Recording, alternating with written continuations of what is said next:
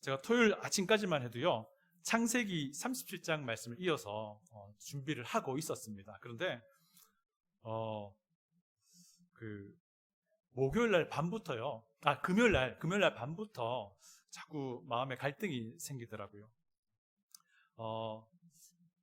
주일에 침례가 있고, 또 우리 교회는 침례 교회이고, 또 침례교회에서 목회하는 침례교회 목사로서 이번 참에 침례에 대해서 한번 더 정리해서 말씀으로 나누는 것이 필요하겠다라는 생각이 되었기 때문입니다.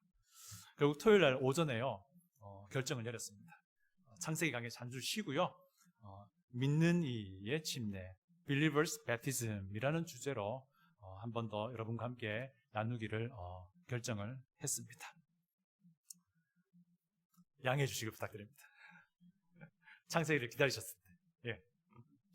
자, 우리 조금 전에 그리스도 안에서 우리와 함께 그리스도의 피를 나눈 두 사람이 믿는 이의 침례에 순종하는 것을 보았습니다. 여러분, 제가 이 질문 한번 해볼게요. 침례를 볼 때마다 여러분도 매번 어떤 생각을 하시냐 하는 겁니다. 어떤 마음으로 침례를 지켜보느냐 하는 겁니다. 저는 이 믿는 이의 침례에 순종하는 사람들을 볼 때마다 정말 기쁩니다. 그리고 저의 구원에 대한 감사가 막 마음속 깊이 올라옵니다. 그리고 이 침례가 실행되는 모습 볼 때마다 나도 그리스도와 함께 한 몸 되어서 나도 죽었었지. 그리고 이제 새로운 생명으로 살아났지. 이제 새로운 생명으로 살아가는 거지 라는 생각을 하게 되고, 또 한편 내가 그리스도의 몸 된 이 생수교회의 한 몸이 된 것이 라는 생각을 하게 됩니다. 여러분 어떤 마음이 들었습니까? 오늘 침례에 대해서 여러분과 함께 나누고자 하는데요, 특별히 우리 침례교회의 관점으로 볼 때 침례라고 하는 것은요, 믿는 이의 침례라고 수식어를 붙여서 그 의미를 더 명확하게 하고자 합니다. 그리고 이 믿는 이의 침례가 제가 믿기로는 성경의 관점과 일치한다라고 저는 생각을 합니다. 그래서 좀 한 가지 좀 알아야 될 것이 있는데요, 각 교단마다, 각 교회마다 이 침례에 대한 이해가 좀 다를 수 있습니다. 그리고 실행 방법도 차이가 날 수도 있습니다. 더군다나 우리 생수교회 안에도요, 장로교의 배경을 가진 분들도 있고, 저도 장로교의 배경을 가진 사람이라 할 수 있습니다. 그리고 성결교의 배경을 가진 분들도 있고요, 감리교의 배경을 가진 분들도 있고요, 침례교의 배경 자체를 가지고 있는 분도 있습니다. 심지어는 로마 카톨릭의 배경을 가진 분도 있습니다. 그래서 여러분들 이 말씀 좀 드리고 원합니다. 여러분이 지금까지 익숙하게 알고 있던 그런 개념과 조금 상이할 수도 있을 겁니다. 그리고 내용상 좀 딱딱할 수도 있지만, 그래서 이게 믿는 이의 침례라는 주제로 설교를 하기가 사실 쉬운 주제는 아닙니다. 그렇지만 우리 생수교회는 침례교회잖아요. 그리고 여러분들은 침례교회인 생수교회의 지체들입니다. 그래서 여러분들은요, 침례교회가 바라보는 침례가 무엇인지 분명히 알아야 할 필요가 있습니다. 그리고 한 걸음 더 나아가서 여러분들이 믿는 이의 침례에 순종하는 그 기쁨과 감격을 가져야 한다고 저는 목회자로서 생각을 합니다. 그래서 침례에서 좀 살펴봅니다. 먼저 침례의 가장 기본적인 의미가 무엇이냐 하는 겁니다. 침례는요, 연합을 말합니다. 연합. 특별히 새로운 연합을 말합니다. 그래서 있잖아요, 우리가 침례를 받는다, 침례 순종한다라고 하는 것은 이제 새로운 연합이 시작되었습니다라는 것을 공개적으로 선언하는 의미가 있는 것입니다. 여러분 잘 아시다시피 로마서 6장은 성령 침례에 대해서 자세하게 설명합니다. 그래서 그런지 로마서 6장은요, 이 침례의 의미가 무엇인지도 잘 설명해 줍니다. 그래서 우리 그리스도인이 순종하는 이 침례는요, 그리스도와 연합한다는 것을 의미하는 것입니다. 제가 로마서 6장 3절과 5절을 읽어 드리겠습니다. 들어보십시오. 무릇 그리스도 예수와 합하여 침례를 받은 우리는 그의 죽으심과 합하여 침례를 받은 줄을 알지 못하느냐. 6장 5절입니다. 만일 우리가 그의 죽으심과 같은 모양으로 연합한 자가 되었으면 또한 그의 부활과 같은 모양으로 연합한 자도 되리라. 그리스도의 죽음에 연합되고 그리스도의 부활에 연합된다. 이게 무슨 말입니까? 내가 그리스도와 함께 온전히 연합된다라는 그 의미입니다. 그런데 생각해 보십시오. 예수님의 그 죽음과 예수님의 그 부활은 복음의 핵심입니다. 고린도전서 15장에 따르면. 그래서 예수님과 완전히 연합된다라고 하는 것은요, 예수님을 믿는 믿음으로 구원받음을 또한 의미하는 것이 됩니다. 그래서 현재 우리가 순종하는 이 침례는요, 우리가 조금 전에 실행했던 이 침례는 마태복음 28장에서 예수님이 하신 그 명령에 근거하여 실행되는 것입니다. 마태복음 28장 예수님 명령 우리가 뭐라 그러죠?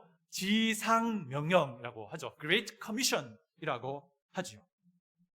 자, 그런데 성경을 쭉 살펴보면요, 이 예수님께서 마태복음 28장에서 지상명령을 통해서 침례 주라라고 명령하셨던 그 이전에도 여러 다양한 형태의 침례의 예식들이 성경에도 나오고요, 유대 역사에도 나와요. 유대 역사에 보시면요, 유대교로 개종하고자 하는 이방인들에게 스스로 침례받게 했었어요. 자기 혼자 물속에 깊이 들어갔다가 나오는 그런 침례를 하게 했었어요. 그리고요, 성경 안에서도 볼 때에 침례 요한이 회개의 침례를 베풀었습니다. 또 예수님은 그 침례 요한이 베푸는 침례를 받기도 하셨고요. 또 예수님의 제자들은 사람들에게 침례를 주기도 했습니다. 이 다양한 모양의 침례가 나오는데요, 어쨌든 이 침례의 구체적인 의미들은 조금 다를 수 있지만 관통하는 의미는 연합이라는 의미가 있습니다. 이 부분은 자세한 설명을 제가 설교 중에 할 수는 없습니다. 이게 궁금하시면요, 102 건강한 교회 성경부를 등록하십시오. 자, 그래서 예수님이 마태복음 28장에서 명령하신 침례, 이것도 마찬가지로 연합을 의미합니다. 그래서 우리가 로마서 6장을 보았던 것입니다. 누구와 연합한다고요?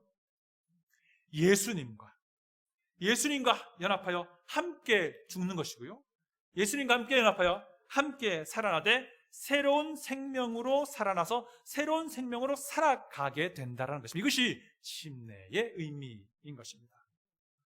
자, 침례는 그러면 교회가 명령하는 것입니까? 아니면 목사가 하라고 하는 것입니까? 아닙니다. 침례는요, 예수님이 명령하신 것, 그것에 순종하는 것입니다. 십자가에 달려 죽으셨다가 부활하신 예수님이요, 하늘로 올리워지시기 직전에 마지막으로 제자들에게 명령하신 것, 우리가 이미 살펴봤지만 지상명령, Great Commission이라고 합니다. 그게 마태복음 28장 19절 20절인데요 우리 한번 다 같이 한번 읽어볼게요. 마태복음 28장 19절 20절만 읽어보겠습니다. 그러므로 너희는 가서 모든 민족을 제자로 삼아 아버지와 아들과 성령의 이름으로 침례를 베풀고 내가 너희에게 분부한 모든 것을 가르쳐 지키게 하라. 볼지어다 내가 세상 끝날까지 너희와 항상 함께 있으리라. 그래서 지금 우리가 행하는 침례는요, 예수님의 이 명령에 근거해서 시행하는 것입니다. 여러분 생각해 보세요. 예수님은요, 이 지상 명령을요, 곧 시작될 교회의 첫 번째 회원이 될 제자들에게 명령하신 거예요. 그리고 그들은요, 교회가 시작될 때 즉시 이 명령에 순종합니다. 그리고 그들은 교회가 시작될 때 오순절날 성령님이 강림하신 그때, 그러니까 예수님이 지상명을 주시고 나서 40여일 뒤에 교회가 시작될 그때에 어떤 일이 벌어집니까? 베드로의 그 설교를 통해서 3,000명이나 되는 사람들이 한 번에 대거 회심하고 구원받고 그들이 침례를 받게 됩니다. 그때 한 40일 안 되는 그 시점에 제자들은요, 예수님의 지상명령을 기억하고 그대로 순종하여 3,000명이나 되는 사람들에게 침례를 베풀고요, 그리고 베드로를 통해서 설교를 듣고 베드로를 통해서 침례가 무엇인지 들었던 이 사람들은요, 3,000명이나 되는 이 사람들은 즉시 예수님의 이 명령에 근거해서 침례를 받게 된 것을 보게 됩니다. 그렇게 함으로써 그들은요, 침례를 통해서 예수님을 구주로 믿는 그들의 믿음을 그대로 공개적으로 증언한 것입니다. 내가 그리스도와 함께 죽었고 장사되었고 부활했음을 그대로 증언한 겁니다. 그리고 그들은 그렇게 침례에 순종함으로써요, 그리스도의 몸된 교회, 즉 예루살렘 교회의 회원으로 지체로 되어진 것입니다. 그렇게 교회에 등록이 된 거예요. 이게 성경이 말하는 것입니다. 예수님의 이 지상명령, 이 침례 전에 유대교의 개정제 침례도 있었고요, 침례 요한의 침례도 있었고 예수님이 받은 침례도 있었고 예수님의 제자들이 준 침례도 있었지만 하지만 이 모든 것은 관통하는 의미는 연합이라고 말씀드렸습니다. 그리고 이것을 배경으로 해서 예수님은요 Great Commission에서 성부와 성자와 성령의 이름으로 침례를 베풀 것을 명령을 하신 겁니다. 그래서 이 침례는 로마서 6장 보니까 내가 예수님과 함께 연합하여 죽고 살아남을 보여주는 간증이다 말씀드렸습니다. 그래서 이 침례를 통해서 이 첫 번째 교회에 3,000명에 대한 이 사람들은 자기 신앙을 간증을 한 겁니다. 그렇게 함으로써 첫 번째 교회의 지체로 더해진 것이다 라고 하는 것입니다. 예수님의 명령에 순종하여 자신이 예수님과 함께 죽고 살아남을 공개적으로 간증하고 그렇게 기존의 주님의 몸된 교회 안에 더해졌다라고 하는 것입니다. 그럼 누가 침례를 받는 겁니까? 침례 받을 수 있는 자격이 있습니까? 네, 있습니다. 복음을 듣고 예수님을 구주로 믿고 확신하는 사람, 그 사람들이 침례를 받습니다. 오순절날 베드로를 통해서 복음을 들은 이 사람들, 그리고 그 복음에 반응하여 믿은 사람, 이 3,000명 모두가 그리스도를 믿고 침례에 순종합니다. 제가 사도행전 2장 41절을 읽어드립니다. 들어보십시오. 그 말을 받은 사람들이, 그 말은 베드로가 하는 예수님의 십자가의 죽음과 부활에 대한 설교입니다. 그 말을 받은 사람, 받았다 하는 말은 믿고 받아들였다는 뜻이에요. 받은 사람들이 침례를 받음에 이날의 신도의 수가 3,000이나 더하더라. 빌립의 사람 아시죠? 빌립. 예루살렘 교회의 신실한 일꾼이고 7명의 집사 중에 한 명이고 또 복음을 전하기를 참 즐겨하는 사람이 있습니다. 이 사람이 사마리아에 가서 복음을 전하는데 그곳에 있는 사람도 역시 빌립이 전한 그 복음의 메시지 주인공이신 예수님을 믿고 침례를 받습니다. 제가 사도행전 8장 12절을 읽어드립니다. 자, 들어보십시오.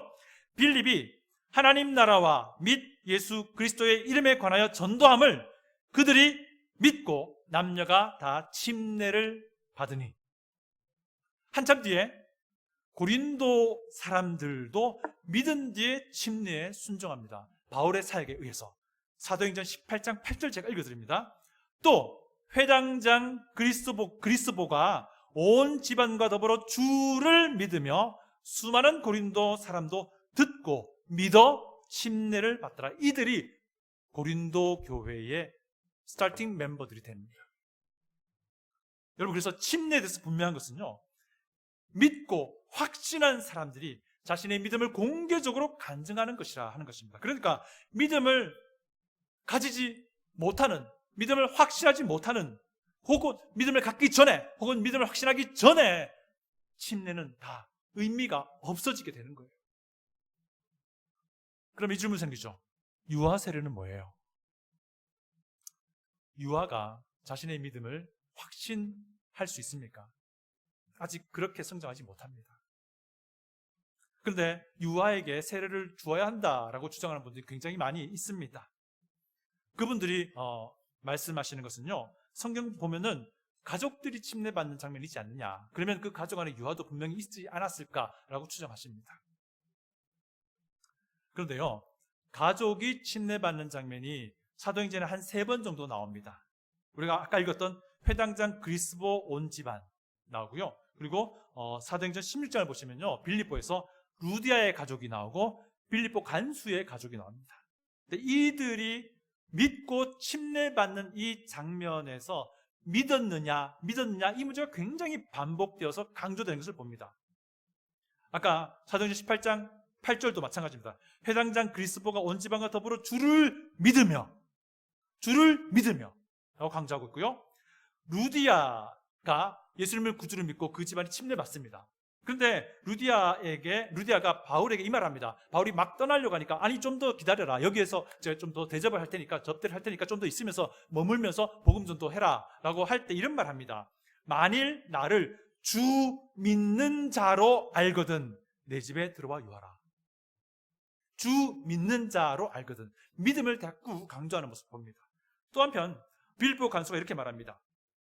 빌립보 간수가 이 감옥 안에서 일어나는 놀라운 일을 보면서 바울에게 물어봅니다. 내가 어찌하면 구원을 받을 수 있겠습니까? 말할 때 바울이 말합니다. 주 예수를 믿으라. 그리하면 너와 내 집이 구원을 받으리라. 여러분, 이것은요, 네가 예수를 믿으면 너희 집안도 자동적으로 예수를 믿게 된다, 이런 말은 아니에요. 이런 말이 아니에요. 주 예수를 믿으라. 네가 주 예수를 믿고 네 가정의 가족들이 주 예수를 믿어라. 그러면 너와 내 집이 구원받다, 이 말입니다. 이 뜻이에요. 다시 한번 확인합니다. 믿음을 확신하는 자들이 침례를 받는 것입니다. 그래서 우리가 침례에 앞서서 자기의 믿음을 공개적으로 하나님과 교회의 지체들 앞에, 주님의 몸된 교회 앞에서 간증하도록 하는 것입니다. 그러면 세례는 뭐예요? 여러분, 한글 성경은요, 세례라고 번역이 됩니다. 한국의 개신교 선교가 시작될 때요, 감리교, 장로교 출신의 선교사님들이 다수를 차지하셨고, 그분의 헌신과 복음 전도로 이 지금 한국의 교회가 세워진 것입니다. 당연히 성경이 번역될 때에도 처음에 감리교와 장로교를 대표하는 분들이 성경 번역에 참여하십니다. 그래서 우리말 성경에 세례라고 번역이 됩니다. 세례라고 번역할 때는요, 씻는다라는 의미가 강조됩니다. 아니, 씻는다는 의미만이 강하게 남습니다. 그리고 한편 씻는다는 의미도 있기 때문에 세례라고 말할 때 주로 물을 뿌리거나 얹거나 하는 그런 형태의 베프티즘을 하죠. 침례라는 이 그리스 단어의 원어는요, 바프티스마라는 단어인데요, 영어 베프티즘은 이 바프티스마를 음역한 거예요. 번역한 게 아니고요, 음을 그대로 따라 말한 거예요. 침례주다라는 그리스어는 바프티조라는 단어인데요, 웹타이즈가 영어로 동사잖아요. 똑같이 음역을 한 거예요. 근데 이 그리스 원어 바프티조의 의미 범위가 좀 다양한데요, 씻는다는 의미도 있습니다. 분명히 있고요, 가장 중요한 의미는 잠긴다라는 의미가 있습니다. 그리고 잠긴다는 의미에서 파생되어서 염색하다라는 의미가 있어요. 되게 신기하죠, 그죠? 염색하려면 염료에 담궈야 돼요. 그런 의미예요. 염료에 담기면 천이 염료와 하나가 되는 거예요. 이런 의미가 있는 거예요. 자, 그러면 생수교회는 왜 물에 잠기는 침수례를 실행하느냐? 예수님이 명령하신 침례는요, 침수례를 전제하는 것이기 때문입니다. 요한의 침례가 침수례였어요. 요한복음 3장 23절을 보면요, 요한이 침례 주는 장면을 묘사하는 부분인데 되게 재미있는 표현이 있습니다. 요한이 물이 많은 에논이라는 지역에서 침례를 베풀었다 말합니다. 굳이 물이 많은이라는 말을 할 필요가 없는데 그냥 에논이라는 지역에서 침례를 베풀었다라고 말을 해도 되는데 물이 많은이라는 것을 강조하고 있어요. 좀 이해가 안 되시죠? 근데 가만히 생각해 보면 이해가 됩니다. 침수의 형태이기 때문에 그래요. 예수님이 침례받는 장면을 묘사하는 부분도 봐도 그렇습니다. 마태복음 3장 16절 보시면요, 예수님이 침례 받으시고 물에서 올라왔다라는 표현을 쓰고 있습니다. 그리고 또 전도자 빌립이 아까 이야기했잖아요. 근데 이 전도자 빌립이 이디오피아 내시에게도 복음을 전하는데요, 이 이디오피아 내시는 이디오피아의 굉장히 고위급 재무 담당 관리였습니다. 이 사람이 예루살렘에 왔다가 다시 돌아가는 길에 이사야서를 읽고 있는데요, 이 말이 도무지 이해가 안 되는 겁니다. 그때 빌립을 만나서 빌립으로 하여금 어떤 소식을 듣냐면, 당신이 지금 읽고 있는 그 이사야의 그 주인공이 바로 얼마 전에 예루살렘에 십자가에 죽으셨다고 부활하신 그 예수 그리스도야! 라는 설명을 했습니다. 그리고 이 이디오피아 내시가 그 예수님을 메시아로, 구주로 믿고 침례를 받습니다. 그 장면을 어떻게 묘사하냐면요, 사도행전 8장 38절 39절인데요 빌립과 내시가 침수를 위해서 물에 내려갔고 물에서 올라왔다는 그런 표현을 쓰고 있어요. 여러분, 이디오피아 내시는 굉장히 고위급 관리예요. 그의 여행길에 모든 것이 다 넉넉했을 겁니다. 먹는 물 당연히 넉넉했을 것입니다. 그런데 이 베프티즘의 형태가 침수례가 아니었다면 굳이 물에 내려갔다 올라올 이유가 없어요. 그가 가지고 있는 충분한 물로도 가능한 문제인 거예요. 침례의 의미 자체가 연합이라고 그랬습니다. 그리스도와 연합이라고 그랬습니다. 죽으신 예수님과 연합하고 같이 죽고 부활하신 예수님과 연합하여 같이 살아나는 거예요. 예수님의 그 죽음과 묻히심과 부활을 잘 표현하는 그런 교보제로서의 아주 탁월한 것이 바로 침수례입니다. 물속에 들어감으로써 그리스도와 함께 죽음을 그리고 장사됨을 보여줍니다. 물속에서 올라옴으로 그리스도와 함께 부활함을 보여줍니다. 아까 우리가 봤지만 그리스 원어 밥티조의 의미가 잠김을 전제한다 그랬습니다. 잠긴다는 직접적인 의미도 있지만은 염색한다는 의미도 있다라고 하는 것인데, 염색은 잠김의 의미를 전제하는 것이죠. 이게 다 종합해보면 연합이 되는 겁니다. 가장 큰 이슈는 이거예요. 그러면 또 침례받아야 돼요? 이겁니다. 이게 가장 뜨거운 이슈입니다. 그런데요, 여러분, 침례를 다시 받는 것, 이것에 대해서 두려워하지 마십시오. 성경에도요, 다시 받는 사례가 있습니다. 놀랍지요? 사도행전 19장 1절부터 7절을 보시면요, 과거에 침례 요한의 제자였던 사람들이 바울을 에베소에서 만납니다. 이들은요, 침례 요한의 제자였는데 예수님의 그 사역과 십자가의 죽음과 부활을 보지 못하고 예루살렘을 떠난 사람들이었어요. 그들은 침례 요한에게서 침례를 받긴 했지만 예수님을 잘 몰랐습니다. 예수님 그 십자가를 잘 몰랐어요. 그리고 에베소에서 정말 놀랍게 바울을 만납니다. 그 바울을 통해서 십자가에 달려 죽으셨다가 부활하시고 하늘로 올리신 구주 예수님을 소식 듣는 거예요. 그리고 그들이 예수님을 구주로 믿으며 다시 침례를 받습니다. 종교개혁 당시에 재침례교도라는 부류가 있었습니다. 아나베프티스트라는 부류가 있었습니다. 이들은요, 그 당시 로마 가톨릭에게도 박해를 받았고요, 리포머, 종교개혁자들에게도 박해를 받았어요. 쯔빙글리라는 종교개혁의 리더가 있었습니다. 이 사람이 스위스 쥐리히에서 종교개혁의 기치를 막 올렸는데 많은 사람들이 몰려왔습니다. 그러던 중에 이 쯔빙글리와 그의 제자들 사이 일부와 논쟁이 발생합니다. 뭐냐면 제자들은 이렇게 주장합니다. 로마 카톨릭의 거짓 가르침을 우리가 철저하게 거부해야 되는 것 아니냐. 근데 쯔빙글리는 조금 미온적입니다. 이슈가 됐던 게 두 가지예요. 선생님, 우리가 로마 카톨릭이 사용하는 그 성상, 아이콘을 사용하면 안 되지 않습니까? 왜 그렇게 합니까? 두 번째는 우리가 왜 로마 카톨릭 그렇게 계속 유지하고 있는 그 페도 베프티즘, 유아 세례를 계속 지키려고 합니까? 결국 어떻게 되냐면 쯔빙글리가 이 제자들을 쥐리히에서 쫓아냅니다. 그리고 1525년 1월에요. 역사가 기록하는 최초의 재침례가 실행되는데 바로 이 쯔빙글리에 의해서 쯔빙글리를 반대했던 그 제자들이 모여서 서로에게 침례를 주었어요. 서로에게. 재침례를 줍니다. 재침례. 이것이 재침례 성도 아나베프티즘의 시작이었습니다. 그리고 우리 침례교회는 아나베프티즘의 그 영적인 연결을 가지고 있습니다. 결국 이것 때문에요, 이 재침례 교도들은요, 로마 카톨릭에게도 박해를 받고 리포머, 개혁자들에게도 박해를 받아서요, 심지어 너네들 물을 그렇게 좋아하니 목에 큰 돌을 매자고 물에 빠뜨려 죽이기도 했습니다. 수많은 사람들이 물에 수장당해 죽었습니다.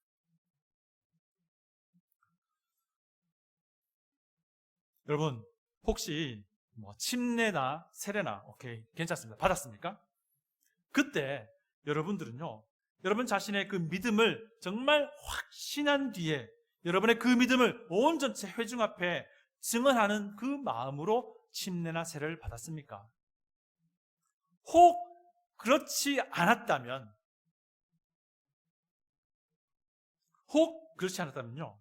다시 침례를 받으시기를 말씀드립니다. 여러분 스스로의 믿음을 확신한 이후에 침수례가 아니라 세례의 형태를 받았습니까? 그렇다 할지라도 저는요, 침례교회 목사로서 여러분 다시 침례에 순종하기를 권면드립니다. 침례는요, 예수님의 명령입니다. 예수님의 마지막 명령, 지상 명령 중에 하나예요. 우리 한 번 더 다 같이 마태복음 28장 19절부터 20절을 읽어봅니다. 마태복음 28장 19절부터 20절입니다. 그러므로 너희는 가서 모든 민족을 제자로 삼아 아버지와 아들과 성령의 이름으로 침례를 베풀고 내가 너희에게 분부한 모든 것을 가르쳐 지키게 하라. 볼지어다 내가 세상 끝날까지 너희와 항상 함께 있으리라 하시니라. 아멘. 이것이 이제 막 시작될 교회의 첫 번째 지체들이 될 제자들에게 명령한 것이고요. 실제로 오순절날 교회가 시작됐을 때에 40일 뒤에 시작된 겁니다. 그때 처음 믿고 구원받은 이들이 즉시로 이 말씀에 순종해 침례받습니다. 그리고 그때 이 사도들 역시 예수님이 하신 이 지상명령을 기억하고 그 3,000명이나 된 사람들에게 순종하여 각자 침례를 베풉니다. 믿는 이의 침례를 베풉니다.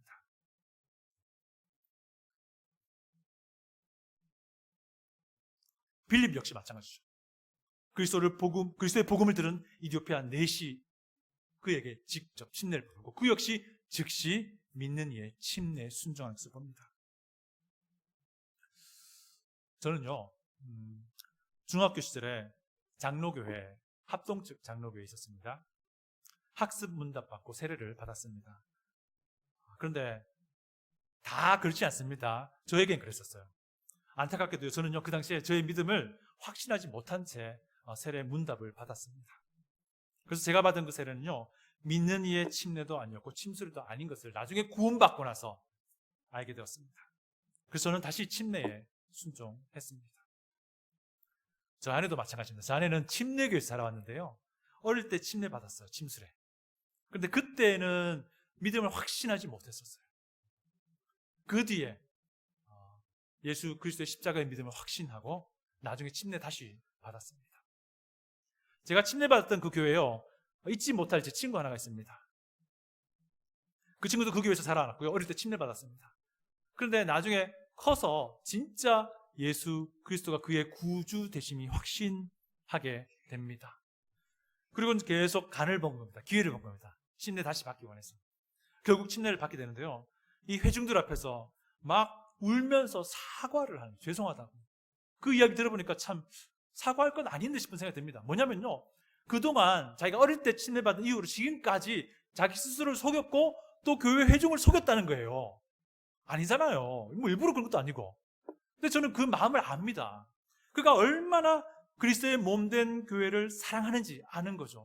그리고 그가 얼마나 이 침례에 대한 성경의 가르침에 신실하고자 하는지 그 마음이 읽히는 것이죠.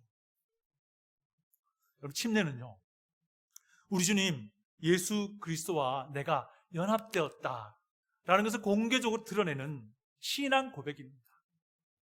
그래서 반드시 믿는 이가 예수님의 명령에 순종하여 받는 것입니다. 그리고 침례를 통해서 내가 연합된 그리스도의 몸에 더해지는 거예요. 더해지는 겁니다. 이것이 등록이 되는 거예요. 저는요 여러분들이 이 성경적인 침례를 잘 알기를 원합니다. 그리고 이 성경적인 침례에 대한 믿음과 확신이 있기를 바랍니다. 그리고 성경적인 침례에 대한 여러분들의 믿음에 충실하기를 바랍니다. 이러한 신앙이 있다면요 오늘같이 침례에 순종하는 사람들을 볼 때 그리고 침례가 이루어지는 그 모습 볼 때마다 이전보다 더 감격할 것이고 이전보다 더 기뻐할 것이고 이전보다 더 감사할 것이고 이전보다 더 은혜로울 것이며 이전보다 더 교회를 생각하게 될 줄 믿습니다. 다 같이 기도하겠습니다.